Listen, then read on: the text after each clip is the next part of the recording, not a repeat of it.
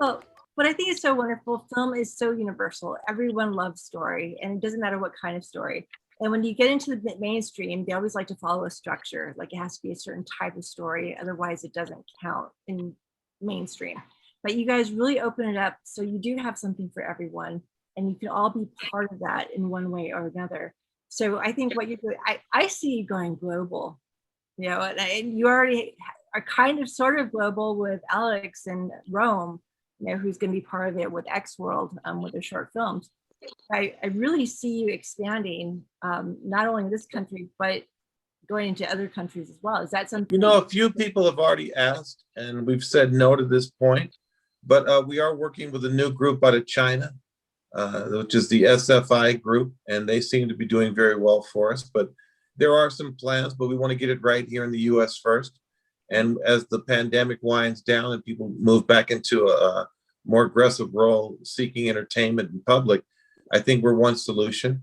And from that solution, you're going to get collaborations, as Kurt said. You're going to get people who raise money. You're going to get people who find equipment. You're going to get people who make the connections they need to move forward in their careers. And we've always facilitated that, and we'll continue to do so in this season. I did want to add one thing. We added one speaker. His name is Roger Harrison, and his seminar is called How to Win an Academy Award by Academy Award winner Roger Harrison. And he's going to come teach a seminar. And that's what we want to give you, the people who actually did the thing, not the people who talk about it. I keep hearing about these filmmakers who've never made a film who are teaching film, and these writers who've never sold a script who are telling people how to write scripts. I don't understand it. We want to bring the other side. Everybody that's in our group, I think it's almost 100% that every person associated with our festivals is an award-winning filmmaker. Yep. Or an award-winning writer. There's no one who's not someone who's done the process or sold a film or television show. Everyone has done something or accomplished something. And I think that's what makes us stand apart, because we've actually signed the check on the front and signed it on the back. We know what both ends of the responsibility spectrum are, and it's something we can learn to appreciate. So we want everybody else to do the same thing. I think it's only fair. Plus, the ego factor is like at zero at the Action on Film. And all of our festivals, we are not in competition with each other. We are working for each other. And as filmmakers too, you always have the director type who can't stand other directors because there's the worry that jobs, get taken. All the people in the center of this group are totally ego-free. And if there's a directing job or a producing job or an lead actor job for that person, it doesn't matter, because we all have understood that the best networking and thing you can do for your own career is support others. And that's the absolute truth. And that unites us, the joy that we get. I add an exception? Can I add an exception to that? One exception is in our group that we built is that there's no one in the group that I don't love. And there's no one in the group who doesn't show me respect, kindness, and love as well. And we've recently been going through a spate of people who we've dealt with. We find out either they're angry at the world or angry with themselves, or they're angry with us. And we've begun to divorce ourselves from all those people. And that in the last, I think, 4 or 5 months, I think Anabelle and I have stepped away from 2 different jobs together. She's done something on her own, and then I've stepped away from a couple of projects that I don't want to even know you, because it does not serve me to be, lost in friction and confusion when there's so much love and positive energy to move us forward as a group. So I think one big element of that is pruning the weeds, and it's tough because you love people, but at the same time, you gotta move forward. You have to. There's other people depending on you. And if you think about this, what we are doing, because so much work comes from the AOF, because we all want everybody to work, it's in a way, like, I don't want to say a mini studio or a maxi studio, but it has a studio functionality where there are like hundreds of scripts, of amazing scripts, and we all know them because we talk to each other. We say, hey, have you gotten the same submission? Or if not, we recommend. And then when those people come, it's just, a whole group of support you have there, because we share the same passion. And that's just like, it gets stuff done. And then it also creates work. It also creates work in projects as well, because everyone in our group is now working on projects. There's no one who's not involved in some way in a professional project. And that's a lot more than what, these festivals say. Well, if you've got a day job, then you're probably not the filmmaker or writer or producer you say you are. And that's a harsh statement, but you got to be what you say you are. And if you're not, if you're not, don't offer advice. That's the thing. Don't sell me your advice. It's maddening. It's craziness. Right. Yeah, I would like to just follow up on one thing about love and so forth. I'm a mean, contrary, old, ornery, retired cop and veteran. I got into book writing and filmmaking, and I never trusted anybody.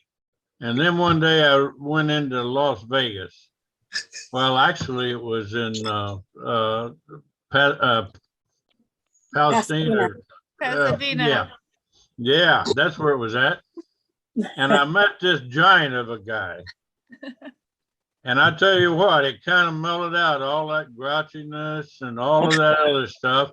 I've never liked a guy faster, or I thought more of a guy faster than I have Dale Weston.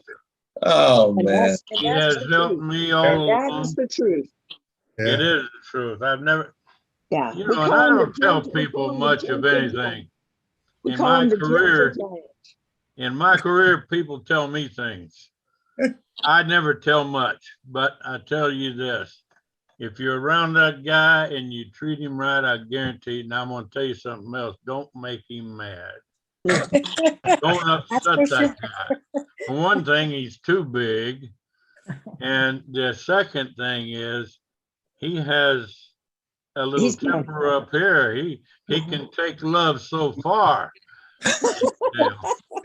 But just happy birthday to you, buddy. That's a perfect title for the next movie. Thank you so much for what you've done. I was scared of Del. I was scared of Del when I met him, because it felt like it's like in a comedy skit comedy. You go to the comedy club and you sit in the front row and the comedian is going after you, right? That's how I felt when I met Del for the first year. I was like, the only thing I got scared of is we met in Las Vegas and I had two guys with me and he picked one of them up around the waist to help him. And I don't know what kind of love he was giving him, but boy, I was afraid he was going to break the guy's back. Girl's a Marine. You know what happened? That was a great evening because it was four guys that kind of came together and everyone had a disparate story. And there was a lot of pain in between the group of these four men. So we were talking like men just don't do. And I guess for someone who didn't understand, just picture the opposite of Sex and the City. And we all sat around this room for about 3 hours and we just talked and communicated. And before it was over, there were like these kindred spirits who'd known each other forever and trusted one another and knew and understood that that person is my brother. Done. It's over. There's no more conversation. And then when we left, that was almost a year and a half ago, 2 years ago, everyone still feels the exact same way. There's no time between us. And I think that if everyone would try to make that kind of connection with someone instead of looking what the differences are, you're going to find out that you have people who love you everywhere. There's no time for the ones who don't. And that's what I'm trying to get to, man. I'm trying to get to the ones that are just like, they love me so much that they can't stand it. And I feel the same way about them. So I love everybody for being here today. And that's where my heart is. And that's where I'm trying to go. So thank you, Jim. It's been a pleasure knowing you and being your friend. You too, my We love you, Del. Earl love you back. He is a lot different than he was. Yeah. Ever since we left that motel room, Earl has changed. He's no longer that shaky dude and worried dude that he used to be. He doesn't have to be, man. I can tell you, that guy is a powerful cat, man. When I met, I said, this is a guy who God looked at and said, oh yeah, that's good. And he was missing one thing, and I was just hoping to unlock that, and I hope that I helped a little bit. And it was just a brilliant afternoon and evening, and thank you for that opportunity. You're welcome. Yeah. Send them my love, please. I hope I will, and I hope to see you guys at the festival. We'll all be here. We'll be going. We're going. Yeah. It's funny, hey guys, check this out. My name is Barry Gain. I just want to say, I'll give a little story about Del here. Now I know everyone must have a Del story, and I'm kind of new to the game, so I knew Del for about 2 years now, a little less than that. And I think the guy has like a memory of a freaking computer because I don't know. I mean, I don't know how he knows all our names and keeps up. I barely know my family's names. But I remember when I first entered my movie, I put it in there, right? It was like, the very last moment, right? So I threw it in there. And then next thing you know, I got this call like 3 days later it was coming from Vegas. And I was like, Vegas? Now I've been in festivals, right? We've all been in festivals, right? Has anyone ever called you when you're like an official selection? No. So that's the last thing I was thinking of. So I get a phone call and Dell's on the phone. I'm like, hello. He was like, hey, how you doing? And he just greeted himself and said, congratulations. My name is Del Weston, the director of, AOF, and congratulations. I'm glad. Thank you very much for being involved. Nice greeting and everything. I'm like, okay. And I forget what happened after that, but I had to call back. And I called back. And next thing you know, Del gets on the phone. I didn't know it was Del. And I said, hey, listen, I just want to know something. And he was like, oh, did someone just call you about a movie official selection? I was like, yeah. He was like, oh my God, so sorry. We got this asshole that keeps calling people about this. And we really apologize if we, put you in a bad situation. I'm like, what? And he was like, nah, man, I'm just fucking with you. Congratulations. Thank you very much. And I'm like, that's what I'm talking about. That's how you bring people in, man. I mean, that's how you get people to remember you. And he's the only one ever. And I don't think anyone has ever went into a film festival and they have called you and spoke to you like that. And just made you feel like you're part of the family, not knowing me from Adam, but he just has these big arms, man. It's like, yo, come in, let's see what you got. You're part of the family until you're not. And I like that. So thank you, Del. Ride or die, baby, ride or die. That's right.